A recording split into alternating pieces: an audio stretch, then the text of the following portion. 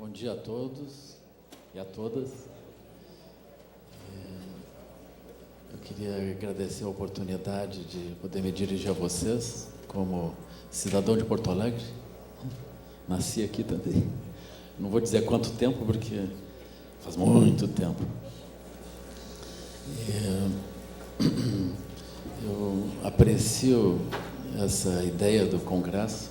Achei maravilhoso esse enfoque de todos nós podermos, de alguma maneira, participar e construir a nossa cidade e não só apontar problemas, como encontrar soluções, né? Todos nós somos parceiros e voluntários nisso, não é?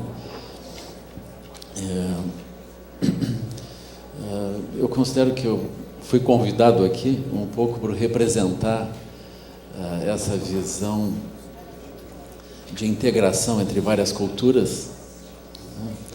Então eu vou trazer uma perspectiva de como que, especialmente Sua Santidade Dalai Lama, ele tem abordado essas questões.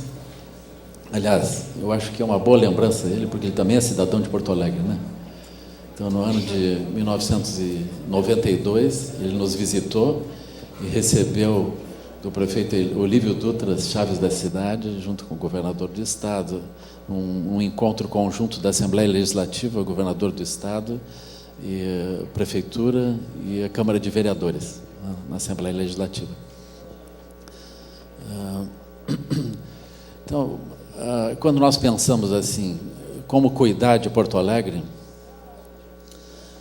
o ponto central para nós, o que está por trás disso, é que todos nós aspiramos à felicidade e aspiramos nos livrar do sofrimento. Essa é uma aspiração não apenas dos seres humanos, mas de todos os seres. Por vezes, nós acreditamos que o tempo de agora é um tempo regido pela economia. Mas eu gostaria de refletir em conjunto com vocês, lembrando também Sua Santidade Dalai Lama, quando ele diz que o tempo de agora ele continua regido pela compaixão, ou pelo interesse de nós trazermos benefícios a nós e às outras pessoas e de não trazermos problemas para eles. Isso pode parecer estranho, porque eu acho que há um consenso de que todos nós somos regidos pelo processo econômico. Mas eu queria lembrá-los, por exemplo, cada um de nós que está aqui hoje, está aqui porque os pais, numa linguagem econômica, eles terminaram investindo em nós a fundo perdido, né? E talvez perdido mesmo, né? Então alguém olhou para nós e acreditou que nós merecíamos ser cuidados, né? Que nós merecíamos essa atenção, não importa se nós íamos receber alguma coisa em troca ou não. Se nós olharmos a história da humanidade, é isso, né? As coisas mudam, mas essencialmente nós cuidamos dos nossos filhos e nós cuidamos uns dos outros de forma ampla, sem esperar um retorno. Mesmo nós que estamos agora trabalhando, estamos ativamente envolvidos na nossa atividade econômica, se nós pensarmos o que mobiliza a nossa atividade econômica, é justamente o fato de que, através dela, a gente pode investir a fundo perdido nos nossos filhos, nos nossos amigos, nas várias causas que nós temos. Então, na essência, nós vivemos a partir de objetivos que não são objetivos econômicos. Isso é de grande importância, nós entendermos. Isso é a base do que é chamado responsabilidade universal. Então, eu queria lembrar, nós temos esse grande cidadão de Porto Alegre, né, que é Prêmio Nobel da Paz, 1989. Eu acho que isso nos honra, é alguma coisa que nos distingue, de fato. E aí ele traz essa reflexão, ou seja, quando nós fazemos ações positivas, isso resulta em coisas boas para nós. Quando nós fazemos ações negativas, mesmo que involuntárias, isso traz problemas para nós todos. Esse aspecto das ações positivas e negativas, voluntárias e involuntárias, é de grande importância, porque isso remete para uma outra questão crucial, no momento que nós pensamos em Porto Alegre, como fazer melhor Porto Alegre, que é uma palavra que eu só conheço em língua oriental, né, que é a palavra avidya. Avidya significaria assim, perda de visão. como perda de visão, seria como que um pesadelo dos gestores. Os gestores, eles estão sempre assombrados pela perda de visão. Por exemplo, uma empresa que vai investir hoje para começar a produzir daqui a 5 anos, é uma empresa que necessita cuidar delicadamente da questão da visão. Por quê? Porque como será o mundo daqui a 5 anos? Será que esse investimento vai fazer sentido daqui a 5 anos? Vocês já imaginem a situação dos japoneses hoje, fazendo investimentos para dali a 5 anos. Mas a questão do Japão hoje, a gente não sabe se o Japão vai durar 5 anos. O que vai ser o Japão daqui a 5 anos? Vocês entendem isso? Então a questão de avidia, da perda de visão, é essencial. Então os ensinamentos que vêm do Oriente, em boa medida, eles estão ligados à avidia. Não é alguma coisa assim impossível de nós entendermos. É alguma coisa, por exemplo, que surge por dentro da ciência. Eu militei por dentro da ciência, né? Eu acho que foi um pouco isso mesmo, né? Mas eu fui professor da universidade por muitos anos, por 25 anos na Universidade Federal, no Departamento de Física. Então, eu era um militante disso, com certeza. Agora, qual é o caminho de um cientista, né, nessa aproximação com o pensamento mais amplo? A primeira questão de um cientista é assim: ele não só deveria estudar o que ele está estudando, mas ele deveria ver a história daquele conjunto de pensamentos. Então, quem é que começou com aquilo? Como é que foi? Como é que esses pensamentos vêm? Quando nós estudamos a história da ciência, nós vamos, na verdade, estudar a história da dificuldade de ver. Por quê? Porque, curiosamente, a cada 10 anos as visões da ciência as visões da ciência mudam. Por que elas mudam? Elas mudam porque aquilo que nós podemos ver hoje está limitado, a gente não sabe por quê. Mas daqui a 10 anos eu consigo ver coisas que eu não via hoje. Aí nós vemos esse fato histórico. Sucessivas vezes as pessoas desenvolvem visões que parecem finais. Entre as visões finais está essa coisa tão óbvia de que o sol se levanta a leste e se põe a oeste, todos os dias. Parece que ele continua se levantando a leste e se pondo a oeste. Mas essas visões, elas vão sendo ultrapassadas. Não é o sol que se move, a terra gira. Ainda que a gente veja o sol se levantando, a terra está girando. Essas são as mudanças de visões que nós vamos observando na própria ciência. Então a história aponta essas mudanças. Na sequência, nós perguntamos: por que nós não conseguimos ver 10 anos antes o que nós só podemos ver agora? Por que isso? Eu lembro, eu sou de uma geração que encontrou as provas finais, definitivas, de que nenhum objeto terrestre poderia ser propulsionado para fora das órbitas do planeta Terra, escaparia da gravitação da Terra. Eu lembro dessas provas.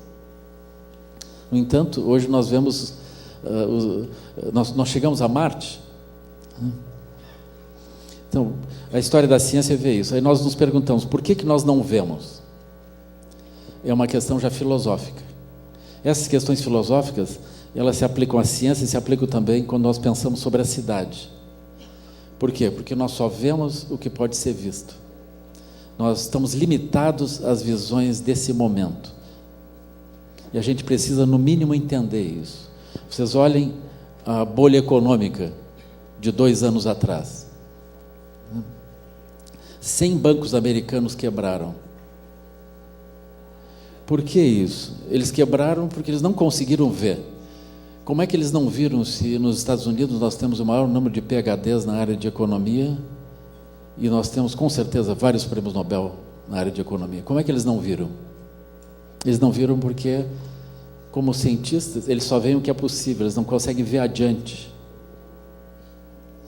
Agora, nós estamos num tempo em que o custo é altíssimo se nós não conseguimos ver adiante. Vocês já olhem os japoneses. Se eles pudessem imaginar isso, não aconteceria esse problema, mas eles não conseguem ver, as coisas acontecem. Vocês olhem o impacto econômico e social de um evento como esse. Nesse momento a gente não sabe. o impacto que pode haver. Não, nós vamos ter um impacto sobre o planeta inteiro, com certeza. Por quê? Incapacidade de ver. Depois que as coisas acontecem, a gente explica isso. Então, é muito importante que a gente entenda esses fatores que produzem a nossa incapacidade de ver. Essa é uma conexão também, novamente, com a física quântica. A física quântica desenvolve, através de Niels Bohr, a compreensão do mundo interno quando nós olhamos externamente. Nós descobrimos que a gente só consegue ver externamente o que o nosso mundo interno concebe. Vocês vão ver Wittgenstein também, né? Vão estudar talvez o maior filósofo do século XX. Ele junta o mundo interno com o mundo externo. Ele diz, o mundo é tudo que é o caso, ou seja, tudo aquilo que eu consigo localizar como existência. Mas o que eu consigo localizar como existente, real? É tudo aquilo que existe num espaço de possibilidades interno. O meu conjunto de possibilidades internas é que vai delimitar o que eu consigo ver do lado de fora. O que eu não consigo ver no espaço de possibilidades, eu não consigo ver do lado de fora. Quando eu mudar os espaços de possibilidades internos, eu começo a ver externamente. Essa é a razão que surge a vidya, a impossibilidade de ver. Impossibilidade de ver com os próprios olhos. Os olhos veem, mas eles não veem. Eu diria assim, na medida em que nós não entendemos a vidya, nós estamos numa condição de ingenuidade. Se nós não entendermos que todos nós estamos afetados por essa dificuldade. Essa dificuldade, ela nos traz uma espécie de exigência de nós juntarmos a consciência do mundo externo com a consciência do mundo interno. Assim, eu traria novamente essa questão. O que nós utilizamos no nosso mundo interno para gerarmos as nossas aspirações do mundo externo? Um ponto crucial é esse. De fato, todos nós aspiramos, independente do processo econômico, nós aspiramos à felicidade e aspiramos nos livrar do sofrimento. Nós queremos a sustentabilidade. Nós queremos também uma palavra crucial que brota do pensamento ecológico, nós queremos resiliência. Resiliência é um ponto crucial quando nós pensamos sobre a cidade. Por quê? A cidade tem que ser viável. Se nós pensarmos sobre o ponto de vista de resiliência, nós incorporarmos isso internamente, utilizarmos isso para monitorar, como base para o nosso olhar, se a gente tomar a palavra resiliência, nós vamos entendendo que nós, socialmente, estamos muito mais frágeis, muito mais delicados. Por exemplo, se vocês andarem por dentro do Japão, ou até não aconselho agora, né? Mas se vocês tivessem andado por dentro do Japão um tempo antes, vocês veriam várias aldeias onde vocês encontram placas que dizem essa aldeia foi reconstruída no ano de 1600 e alguma coisa, após o tsunami tal. Então o tsunami aconteceu muitas vezes no Japão e com certeza seguirá.